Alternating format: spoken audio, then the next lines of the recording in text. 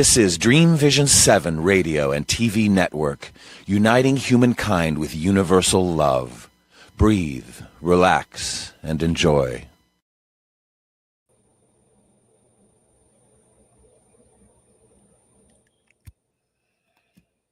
Hello, everyone. Hi. Good morning. Good afternoon. Good morning. Yes. Hello, everyone. Welcome, everyone that's listening in the stream and those that are actually viewing us. And we have a half dozen others that are waiting to come in from what they shared. So it's a very exciting time because we are actually, this is the debut of reading the host and Meaningful Conversations. It's a new production, it's video and stream, and we are welcoming the hosts. So welcome those that are watching and listening. If you're joining us for the first time, I'm Deborah Beauvais. I'm the founder and owner of Dreamvisions 7 Radio, TV, and TV network. And this is our 18th year. We'll be going into the 19th year soon. And thank you, Berta. And we are a Boston-based syndicated internet radio station with all the bells and whistles where you can listen to us wherever you are in the world. You can use your mobile, you can be in the car, get our apps, all these things that you can do just to tune in and listen. So I'd like to, first of all, say that this show was created so that everyone in our community could actually see the hosts and get to know them at a deeper level. We will have a topic each time. We're going to be live. Lost her sound. We lost your sound. Let's try again. Can you hear us? We lost your sound. Let's work on it. Okay, come again. Okay. All right. Okay, there you are. You're back. You're back. Go ahead. Okay. All right. So,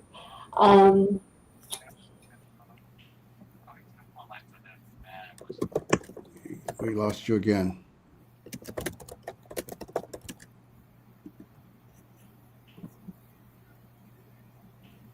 Okay, we lost you again. Can you hear me? Okay.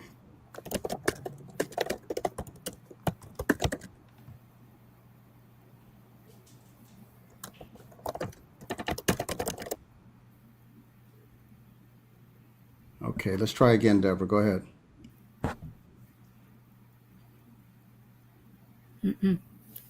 Okay. An easy cure, we'll keep the show going, is to log out and come back. Sometimes that's a quick fix when we're dealing with this type of problem in cyberspace. Yeah, go ahead and leave the room and come back. I'll bring you right back in. We'll be here and you'll go ahead and conduct the conversation. Sometimes that's a quick fix. Let's see if that works. Okay?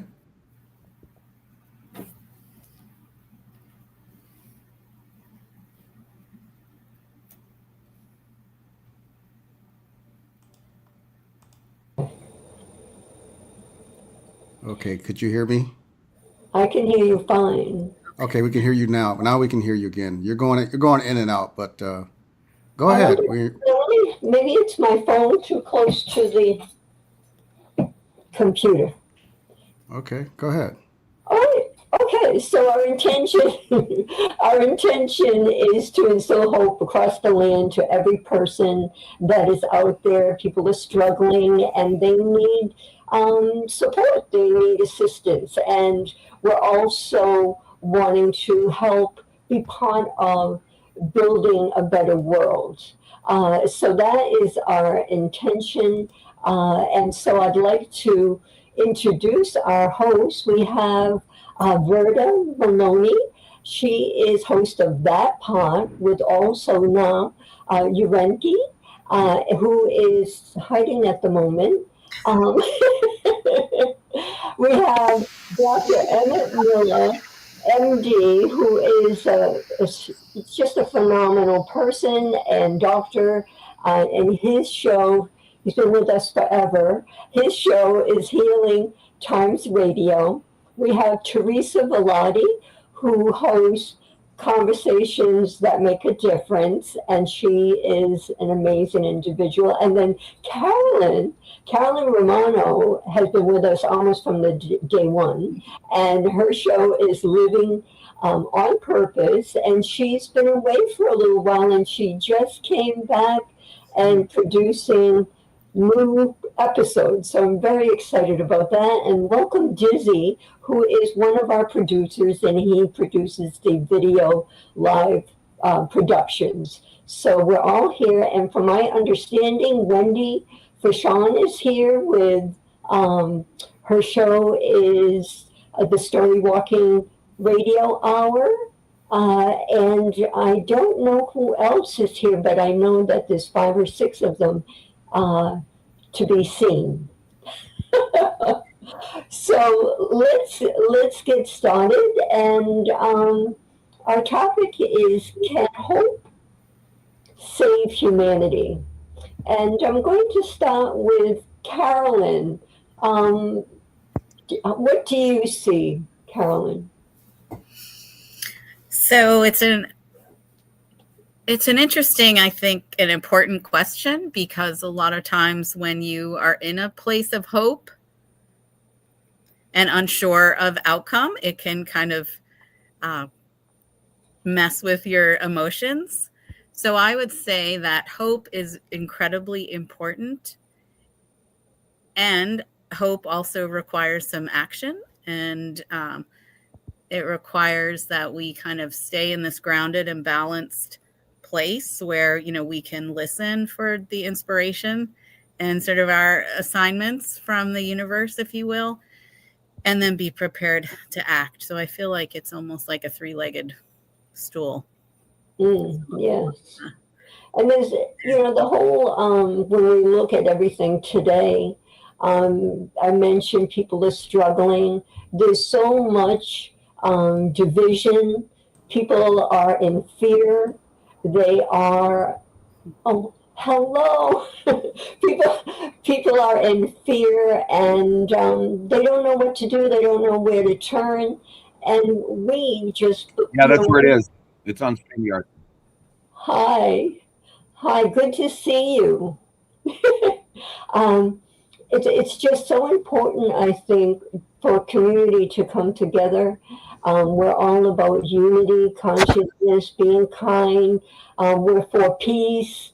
I'm stunned, and I know that some of you would use that term as well, that we're accepting the kind of behavior and words and such that are put out there. The dignity of humanity isn't noticed. So, and especially, we need to embrace all cultures, all people, certainly hold people accountable for sure. But Verda, I'd like to hear from you as your thoughts about, can hope actually be implemented, and can we all feel hope? Is it possible? It's really interesting because my mom's maiden name is Hope. So it's really fascinating. Whenever I hear this term, it kind of means a lot to me, I think, from a kind of generational way, as well as, in practice. And I really do believe fully with what Carolyn said about it's necessary, but it's not enough, in that people see hope sometimes, I think, as just this ideal and principle and not as a practice. And they don't have a strategy behind what it is that they can do. And even what you said about the things that we are accepting, actually everyone's not accepting those things, quite frankly. I think that we live in a almost sometimes this bubble of information where we are only seeing the newsreels or the Instagrams or the TikToks of people accepting that way of being, which I don't think is the practice of a lot of people, but we don't hear about that enough. And so I think one of the things, I have a lot of things to say, but one that I'll start with is that like hope is kind of a communal resource. It's not something that you can just have it exist just with you. It can exist with you, but until we have moments where we remember that we belong to each other, that mutual aid, care networks, intergenerational wisdom, everyday acts of courage, that is what allows hope to grow, in my opinion, not in isolation, right? I think that right now, sometimes people just think it's on you alone. And even it's beautiful to see all these faces and to be able to have this conversation digitally, but we've relied so much on that since 2020, especially, that we have to literally like leave our homes and go out and be with people, because hope spreads in that way. It cannot really spread if we just sit solely and think about it. So I think it's necessary, but I don't think it's enough. And yeah, and I feel that like kind of like from an ancestral place, as you know, as that being a part of my family's name. But yeah, and I have other thoughts on it, but that's what I'll say right now. Thank you. I'd like to welcome Bob is in the house, and he is actually one of our other producers. And then we have Deborah Beauvais. She is host. Welcome, Deborah, to the second Genesis Awakening show. And then, as I mentioned, Wendy is host of the Story Walking Radio Hour. And they've been patiently waiting. And I think there's a few others that may be waiting as well. Right. And Let me, Cheryl Bradley, who has such a beautiful soul. And her show is if it's right, if it's right. No, what is it? If you say it, I can't hear you. Dizzy? If it's light, it's right. Yes, there you are. Okay, great. Okay. Thank you, Deborah. I got a quick announcement to make, Deborah. The system will only let 10 of us on stage or see each other at one time. So I'll be rotating some of you. And so if you want to speak to one directly, just mention their name. And I'll put the other one in the closet and bring I'll make it nicer. I'll put them in the dressing room and I'll bring the new speaker back out. Okay. Yes. Not that there's anything wrong with the closet. So, thank you, Berta, for sharing that. And it must have instilled really something deep within you when you first came on Earth, knowing that your last name was Hope. How did that? Yeah. I mean, it's not mine because that's on my, well, it's a part of my lineage is what I would say. And so, yeah, it's definitely, I think words like that or names like that, people that have names that have these other deeper meanings definitely imprint on you, right? And they definitely, I think they can shape who we are if we let it. I think we have to kind of have some type of connection and understanding around it. And so for me, it's always been, I actually have like a little necklace that says it. And it is something that connects me to, my grandmother who's since passed and different things like that. So it's definitely a connective tissue. And I'm an optimistic person.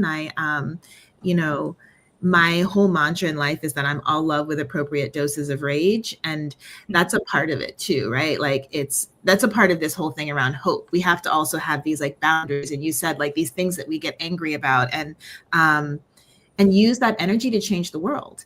But if we don't do it together, if we don't find ways to do it together, I think that it can spiral in on us. And so hope being a part of my family name helps me a lot. Yes. Keeps me grounded. Right. And if you think about it, back in the beginning of time, people actually were in communities. We weren't in houses. We weren't enclosed and private and all that. We connected with everyone, gathering food, all those types of things. And we have so much to learn, in my opinion, too, from communities that still do that today, right? Like, so I think that we just have so much to learn from each other. And I really think that what's happening right now, this dampening of the community, this kind of like, taking away from it. Because all of those ancestral things that you talk about from when we started, they still exist. There's some communities that do it so vibrantly. And I'm sure many people on this call are part of some of those communities. And so how do we, continue these conversations and continue to learn from those things and not shun them? Because I think sometimes we actually shun those things, right? Like even living with your grandparents or kids coming home to live with their parents and their families now because the economy is like, wah! And so but people will look at that and say that's negative, but there's some beauty to be able to live in intergenerational spaces and to have that as like a landing place. It's like so beautiful, but people will look at it and make it negative. Yes. So there's a lot of education that needs to be done. I'd like to bring Cheryl in. Cheryl, welcome. And we would love to hear from you as far as, what your thoughts are. Can hope save humanity? Is there still hope for all of us? The human race, is there hope for us? No, absolutely. And I think it has to come with the love that you have inside. I think that you can't extend outward if you're not feeling that love and that light inside. So, Verda, thank you for mentioning mantra, because my mantra is exactly, if it's light, it's right. So as you move through your journey, as you jump over the hurdles of your challenges and embrace the lessons that are in front of us, feel the light, I am a spiritual medium, so I'm very connected to the other side, as we all are. And I say, there's hands all around us, trying, working, being there to help us over those hurdles. And when we can feel the love for ourselves, we can extend that double and triple fold out into the world. And I will say too, that energy is neither created nor destroyed. So even the thought of love and sending that out matters. It matters. You don't have to use your human voice. You can just extend it. And I say that with love that is here in this beautiful gathering that Deborah so beautifully put together. And it's also in our hearts, and our collective knowledge is all there too. So give the love, even when it doesn't feel, you feel like there's a blockage. Just give that as healing and love for yourself and for others, because light is always right. It's always right. Yes. So thank you, Deborah, for bringing us all together, because it is a beautiful space of light and love that is mushrooming out into everyone that you've built here. So thank you for all that you've done. Oh, you're welcome. Thank you. So, I'm a big believer that we have to start within. We have to look at ourselves, what our thoughts are, what our beliefs are. And I know that people are brought up with certain beliefs and they stick to that. When they're 25, they're still with that instead of questioning why, is this really suited for me? Is this serving me?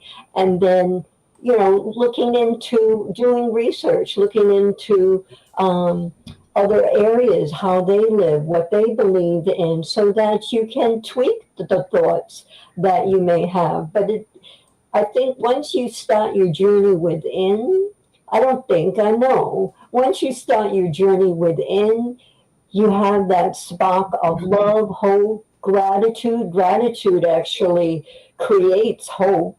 But you know who you are, you know your truth, you embrace yourself, and you can tweak things. And that's how we can make a change with the collective, is by knowing our truth and loving ourselves and growing. Without judgment. Without judgments. Spirituality and the love that's in our hearts have no judgment. And if we can release that, fear and guilt being the kingpins for the difficulties that we come into life. But if we truly embrace our spiritual selves and our open, beautiful hearts, and release the judgment, release the have-tos, release the time, it doesn't exist on the other side. And they want to keep refocusing us on that to help us in this journey, which is and can be very difficult. But you nailed it, Deborah. I always say the fast track to peace, which is our ultimate goal, is gratitude, however small. Yeah. However small, it just helps us to just refocus and just say, yes, that's there. It's not leaving, but I have this. And that gives our heart love and peace. Even if it's just for a second, it's there. Right. And it's always available. Yes. And it seems maybe that it's too overwhelming to think that we can change or build consciousness, love consciousness, as I say.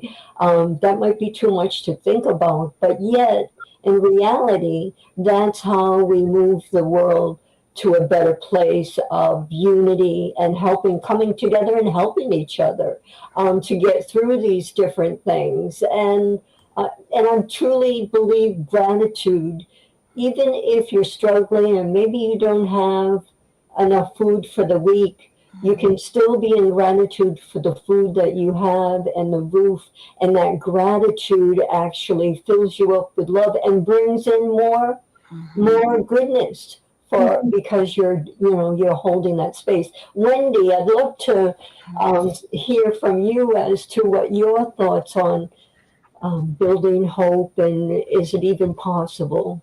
Oh, wow. Where do I begin? There is so much hope out there. There's so much good happening.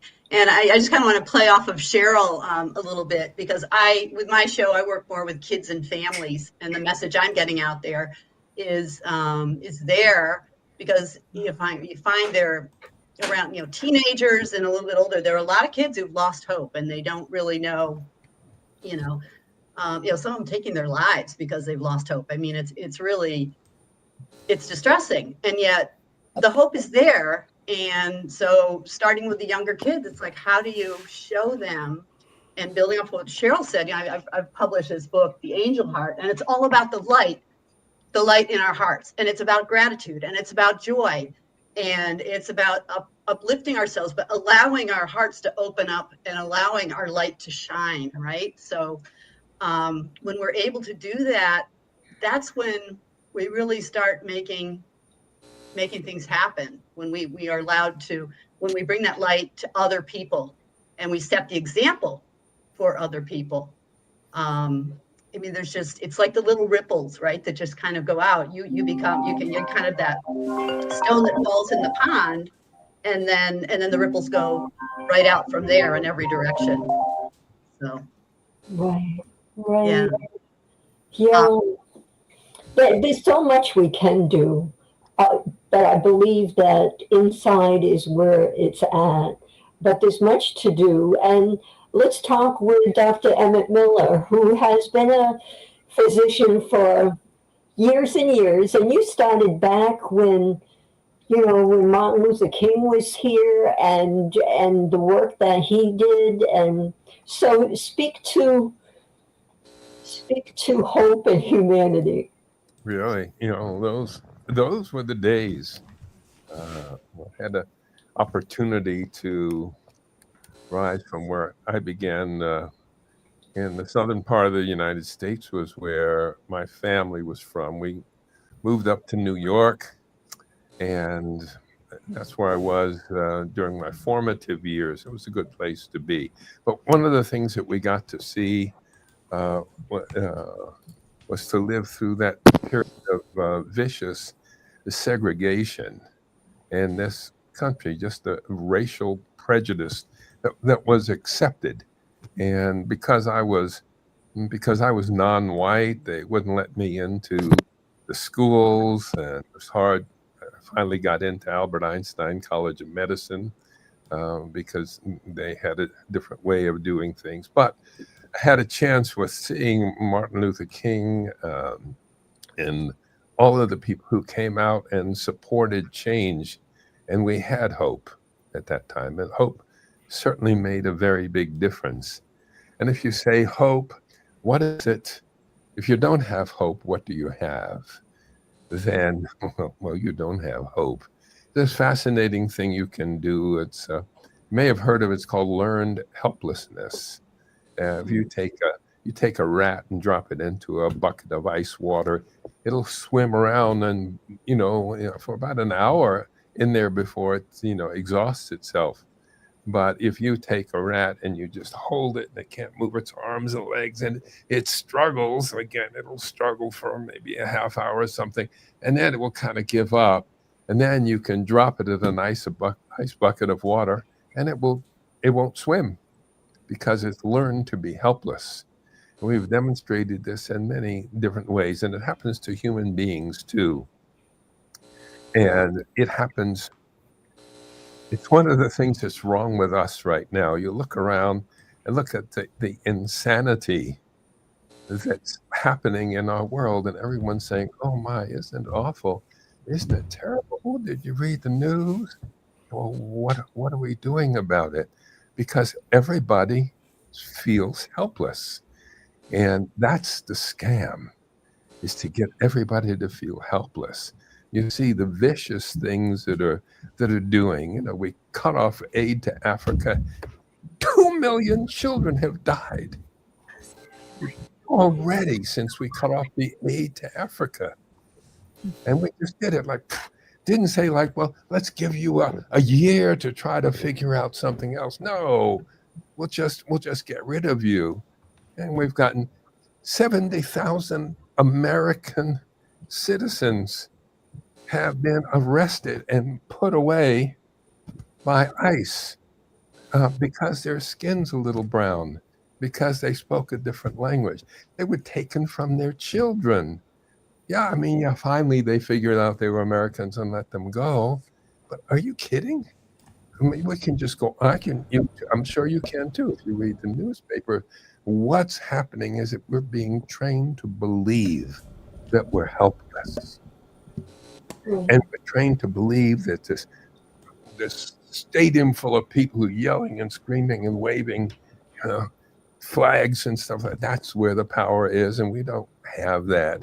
And so we have been giving up. However, as those who've been receiving my newsletter know, as I've been saying, I think that we have really coming to a turning point where there's enough community awareness that the abuse has been so bad that everyone's starting to speak up. And you felt that too? Oh, I didn't know you were. And that's where the answer can come. It's when there's hope. If you take a child and put them in school and they try to do math and they can't do the first 5 examples and they begin to become hopeless, you won't be able to teach that child math again until they're hopeful. I used to tutor math. I could teach anybody calculus.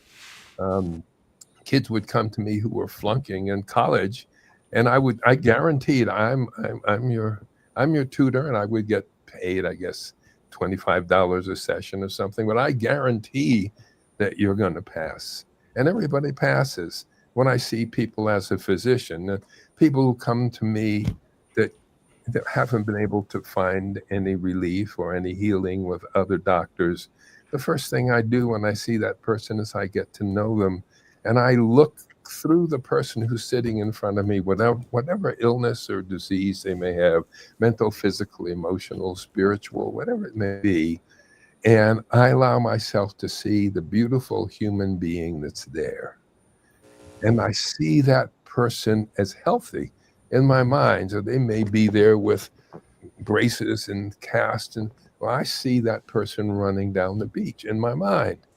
And that's who I'm aiming for. I make friends with that person, and that person begins to feel hope, and we can go ahead and get some healing from doing that. And that's why I learned this back in 1970 when I discovered medical hypnotherapy. At the time, I knew that there was a healing that was in people, but how to reach it.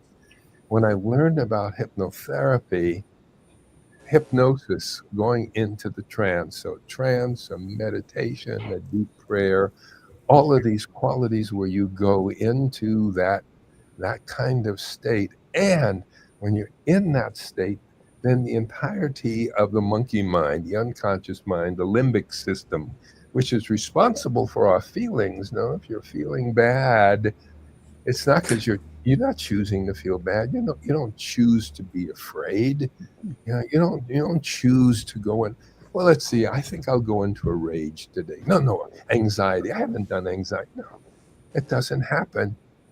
But we do it. And why do we do it?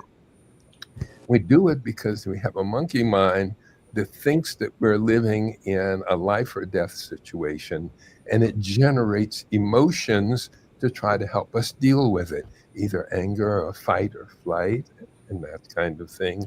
Well, by using the trance state, I found that I could put people in touch with the times in their lives when they were traumatized, and how to desensitize them and bring them back into health. You were asking, my man, you were asking for a joke before, and I didn't think of it, but I've got a good one for you. It's from medical school, where we would say, what's the difference between a normal person and a neurotic and a psychotic? Say, well, to a normal person, you say, how much is 2 and 2? They say 4. You ask a psychotic, how much is 2 and 2? They say 17, or Elvis Presley, or purple. And you ask a neurotic, how much is 2 and 2? They say 4. But it really pisses me off. And that's what's going on. We're having these emotions of anger and fear. Fear is an emotion that's good for you if you are facing something that's going to kill you in the next 5 seconds. Without that, you don't need that cortisol flowing through your body. You don't need the adrenaline. Okay to feel those tough emotions, for a minute or two. Then it's time to let them go and to go back to that place of hope, to find God in your heart, to find your contact with Jesus, if that's what it is, or visualize the Buddha, or just go to a very, very beautiful place where you can relax totally and completely. And at that point, you can access your higher mind, your prefrontal cortex, because when you are in a stressed state, because the monkey mind thinks that this is life or death in a few seconds, we can't let the higher mind in. We can't let system 2 in, because this saber-toothed tiger's attacking me. We don't want something to go, oh my gosh, that saber-toothed tiger has blue eyes. I never wonder where they got blue eyes, or I wonder if he came over the fence, or what should we do next week? No. So it shuts off that part of your mind. The problems we have in our life, however, are not going to be dealt with by shutting off our higher mind and being angry or afraid. But instead, to find an answer, a solution to it. And so the essence of it is hope. And it's the hope that can say, I have the power at any moment to bring myself into this present moment, to become completely calm and completely comfortable, to remember who I am, and to shift to, there's only 2 ways of thinking about life. One is love, that's about togetherness, community, coherence. And the other way is violence. Right now, the forces of violence are what have taken over. And because we have not trained ourselves in how to do the very simple thing I'm talking about now, which is to say, what is the wise thing to do? And then how to find that place within you that you can draw the confidence from and the courage from, and then find the kindred spirits around who understand love and start forming. It can be a community of 2 people, and then maybe 3 or 4 or 5. It grows, and then the groups begin to come together. But you're coming together around what we share and about what it is that we have in this nation of truth and justice in the American way, which is we're all equal. And if we start from that place, we can clean it up amazingly quickly. We have the numbers. Yes, thank you, Dr. Millard. I mean, It's so true. Every word you're saying is we feel that, and it's important to believe in the power that we have. We don't realize that we, even though we're here in human form, we are spirit, and we have tremendous power that to do anything we choose to do. And I'd like to go to Laura Rowley. She's with us, and she's her show is Animal Communications. Hi, Laura, and tell us what your thoughts are with the hope and I know you instill hope all the time, but what are your thoughts? Well, I'm listening to all the other hosts, and I just want to bounce off everything that they have said because there's so much truth and validity there. Hope is to me, hope feels like movement away from where you are. It'd be nice if we could all live in a hopeful world all the time. But the reality is, and I'm an optimistic person as well as Verna, I'm optimistic, but it's hard sometimes to maintain the height of hope. And so my show, Animal Communication Show, is about how animals remind us to be hopeful because they see us in the best possible light. So this has quite a bit to do with what Cheryl said and what you were saying, Deborah. It all starts within us. If we can maintain a heightened state of love for ourselves, then that gets radiated out into the world. And if that gets radiated out into the world, it's like someone banging a gong because it enlightens everything around it. And those of us that get the experience of wanting self-love feel someone else sort of holding the energy for us, which is a beautiful thing, a very hopeful thing. The other thing I noticed is that animals, whether they're in your own life as pets or if they are in nature, remind us that the human ego isn't all there is. The human ego tends to grapple with fear, which is what Dr. Miller was really highlighting beautifully. And that whenever we're afraid, we tend to get judgmental. Our ego thinks, well, I can't be afraid. This is wrong. I shouldn't be afraid. So those other people are wrong. So we start to judge one another. We start to isolate. We start to say, oh, those people are bad because they're a different color, a different shape, a different size. They speak differently. So that whole vibe of fear comes from judgmentalism, which is kind of what the human ego does. It judges. It says, this is good, this is bad.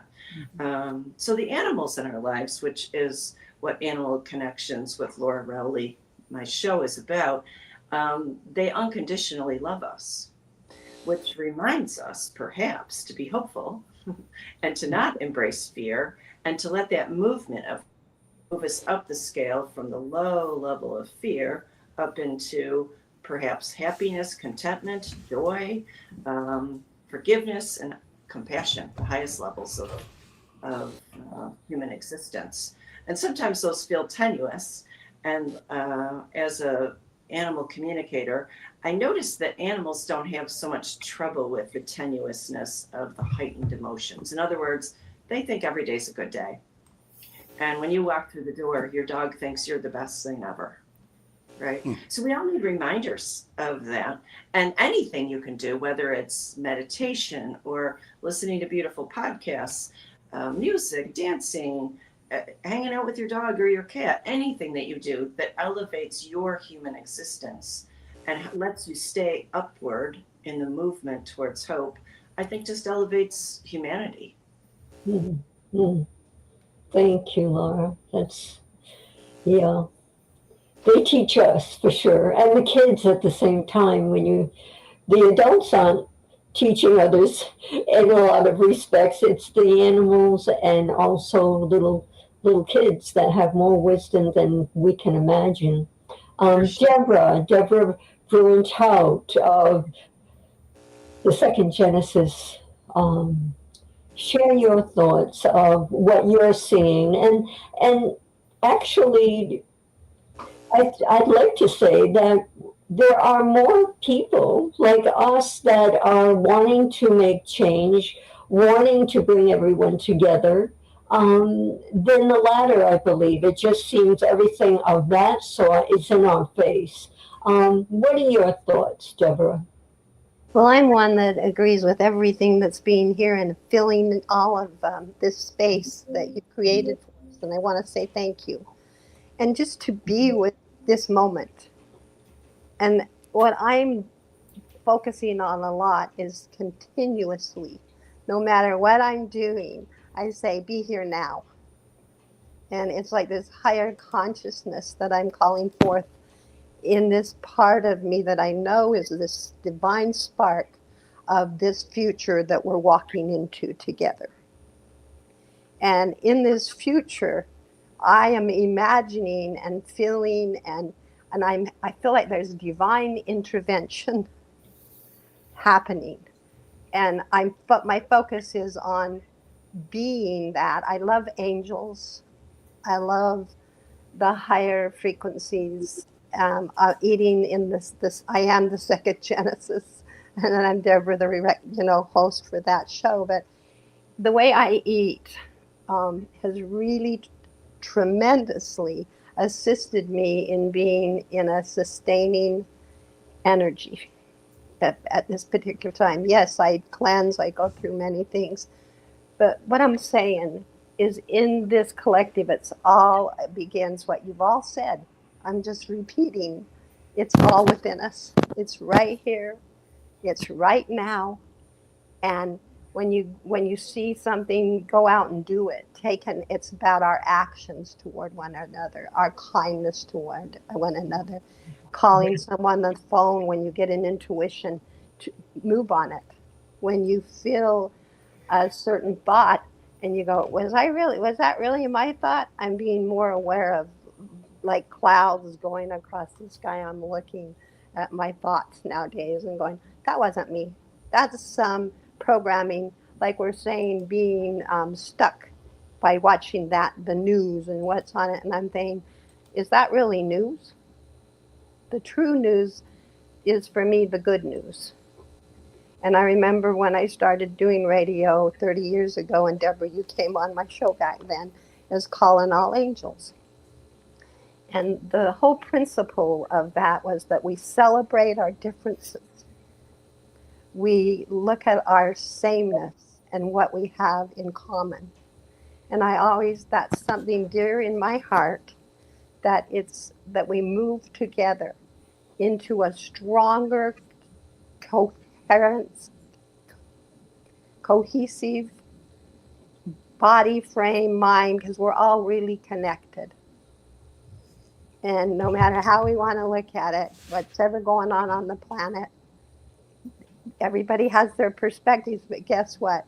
We're all in this together. Right. And in that, I love being in this collective right here, right now. And it's humbling to me, and I'm grateful to be with all of you. There's that gratitude which you said, Deborah, and all of you. Then I feel gratitude. I'm in the present, and I go, I can breathe. And I'm doing every day is in every way I'm breathing. I'm a rebirther. I've been doing breath work for probably 30 years, meditations. I did meditations for 10 years with a group. We got together and focused on, how we can take our energy together from our heart and just meditate. And it was really a fantastic time. So there are so many ways of going out and working in our communities and all of that. But here at our house, we're about sustainability. And that sustainability, we were talking about that. Adam T. Gardner, my husband, Kevin Tout, the author of the 2 books. And really, it's every day, in every moment. Just keep focusing, stay focused. And it takes a lot, but what else is there? Like, I love what the other gentleman said. I can't think of your name right now. Dr. Miller. Dr. Miller is like, yes, if you don't have hope, what do you have? Right. Thank you. I start with gratitude. Yeah. Thank you, Deborah. Let's bring Bob in. Bob is one of our producers, and we've had our chats. There's so much going on in the world. And so, from your perspective, Bob, speak to what your feelings are with humanity. Is hope is a reality, and some people that are just stuck in the heaviness of life? Well, as someone who's profligately stuck in the heaviness of life, I can comment from a particular perspective. I always advise when the stuck in heaviness is going on is I always watch Gen Z. I enjoy watching Gen Z. They're there's no such thing as like a monolithic group. I mean, that's kind of what the problem we have. But I do see I see a lot of sort of movements among this generation of getting away from a lot of the stuff, a lot of the technological stuff, a lot of the modern connective and social media stuff. I do see a lot of them moving away from that almost rebelliously, which is most welcome. It's really funny. A lot of Gen Z in my life as a producer and a musician, and I see a lot of them returning to sort of earlier, like pre-social media ways of being, in good and bad ways. Yeah. Like they're smoking a lot more. They're doing they're kind of they remind me a lot of 50s and 60s kids. I like the idea that this thing that started social media and the internet has started, so as with all things, it started so sort of hopefully and innocently, and now it's something that they're kicking against, and I like that a lot. So that's what I watch Gen Z. Okay, thank you. Thank you. Teresa, let's hear from you. I mean, what are your thoughts on everything that's happening, and what can the person that's worried about groceries, what can they do to make a difference or even instill hope within themselves? Great question, Deborah. People talked about gratitude and hope and whatnot. And, for me, I'm such a word nerd. So, of course, I have to go for the definition of what is hope exactly. So hope is an optimistic state of mind characterized by the expectation of positive outcomes in one's life or circumstances. It involves a desire for something better, often accompanied by a belief that achieving it is possible. And I think if you have that in your heart, you are indeed a hopeful person. But gratitude, I believe, breeds hope. Matter of fact, I have this whole series, and some of these people have contributed to the series that I have, the Daily Gift Book series. The first one, when I got this quote unquote assignment, I believe that God gave me these things in order. And the first one was gratitude. The second one is hope. And, the cover of the Daily Gift of Hope is a lighthouse. And we talked about light. Cheryl, your show is light. I think that if we have light within us, and we all do because we are alive and well and living in this place and experiencing this world as it is together because we are all connected, I believe if we hold on to the light, that we will get through with gratitude, with building kindness into our world, and then having that peace that can bring us into the next relationship. Friendship was the last book that we just released right now. And I think that the beauty of this whole thing is all of these little bits of information that are put out in our shows, in whatever books we publish. Our voice is really important in what's going on in the world today. Good, bad, or ugly. Our voice is important. And to bring our light into each of those situations in a hopeful way, regardless of what side of the aisle you're on, who your friends are, what you believe. There is always room for change. There's always room for positivity. And the fact that we're all connected, we can help one another, join hands, if you will.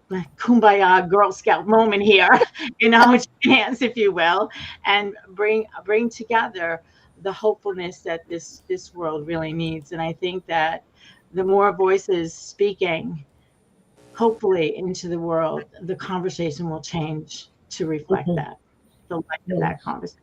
Well said. And Verda, I actually think that at the beginning she was saying that there are more people that are listening, that are seeing what is happening in the world. I would come back to, I just can't believe the hatred against another human being and taking away their dignity. I mean, you can get into all kinds of things where, if a baby is important for dignity, so is that 75-year-old, whether they're from this country or not. I just feel as though the dignity for every human being is really waning, and it's unacceptable. It's just unacceptable. So with that said, Kristen or Leah, I would like to bring you in because I know that you're a strong proponent of love. So what do we do? I mean, what can an average person do? Oh, wow. That's a big question, Deborah. And thanks for organizing this conversation for sure. So to build off of where Teresa started, I too went into the definition land of hope. And I looked, I'm not going to repeat what she did because she covered that beautifully. I looked at biblical hope as well. And one of the phrases that came out of that definition was looking at living hope being an anchor for the soul. And I loved that analogy because oftentimes it begins with hope, right? If you can inspire hope in others, you can engage them enough to believe that something is possible. So building off of hope, there needs to be belief, right? Hope is the starting point. Belief is that next space. You can hope all you want, but if you don't believe something to be true or possible, it's not going to go to that next stage. But then encompassing love into that formula as well. So I looked at it as a 3-tiered approach. You have to have hope, you have to have belief, and then you have to have love. As I, go through my show, Surviving the Human Experience, I bring on a lot of guests that inspire hope in others, looking at folks who are struggling with health and wellness issues. I've had a lot of people say to me, why is it surviving and not thriving? And my answer is, as we're going through our human experience, we're all learning how to navigate this plane here on Earth. So how do you survive? Sort of like a video game. How do you make it to the next level, right? How do we keep our bodies going? I have my Caring for Your Human books and series that I focus on that look at caring for mind, body, and spirit. But if you don't have that component of hope that kind of fuels that fire to get us going, how do you make it to that next space? Especially in uncertain times, just as you shared, we've got so much going on in the world, and there's such an attack on human sovereignty and just the existence right now. And so without us choosing to really engage with one another intentionally in a way that's very loving and kind, how do we continue to preserve the human experience? Right. Well said. Well said. Yeah. I mean, I talk about this quite a bit, is that everything that's happening is for human evolution, and we're in that. And the suffer, and that, because of that, there are people that will suffer. And how can I'd like to go to Kelly, and I'm so glad that you were able to make it, Kelly. Melissa, I always say, Reinhardt, her show is Make Mental Health Matter. And her sister passed because of suicide. So she's focused on that. But speak to that, Kelly, as far as just honoring everyone. And what can we do personally? I think it's so important to see the God in every person, regardless of who they are, creator, whoever you obtain to. All of these things are important. But Kelly, let's hear from you. Yeah, thank you so much. Sorry I came on a little bit late, but yeah, my show is Make Mental Health Matter show, and I did have the unfortunate tragedy in my life that my middle sister died by suicide in 2017. But I think one of the important things that, especially now, is people are struggling at alarming rates, and it really doesn't take a professional. You don't have to go to school for years and years and years to be able to actually save a life. And I think that's one of the most important things that I love to talk about, is just that any of us can ultimately save a life. And I happen to wear my human shirt today because we're all human. It doesn't matter what race, gender, where we've come from, all those things, right? We're all humans and we all have human experiences. And not all of us go through the same things, but really, truly, we're all just looking for love. And you talked about hope and giving people hope and reassurance and not judging them for whatever they're thinking and whatever they're experiencing.